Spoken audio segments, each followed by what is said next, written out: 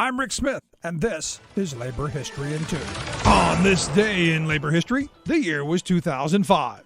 That was the day 15 workers were killed and another 170 were seriously injured in an explosion at the BP Refinery in Texas City, Texas. Workers were restarting a unit down for repairs. As they filled the tower with gasoline, it overflowed, sending a geyser into the air. The igniting hydrogen vapor cloud created a chain of explosions that destroyed the nearby trailer housing temporary contract workers. The explosion shed light on many key problems throughout the industry: the increasing use of contract workers, safety shortcuts, and qualitative lack of industrial process controls. A 2007 Chemical Safety Board report found that years of cost-cutting, poor worker training, and a safety culture with serious deficiencies left the plant vulnerable to catastrophe, but company leaders ignored the warning signs. OSHA fined BP $21.3 million and more, but ultimately settled for $13 million. For years, the catastrophe was studied closely to eliminate the hazards. But 10 years later, a 2015 joint investigative series by the Texas Tribune and Houston Chronicle found that, quote, there is little evidence that the 15 lives lost on that March day brought much of anything.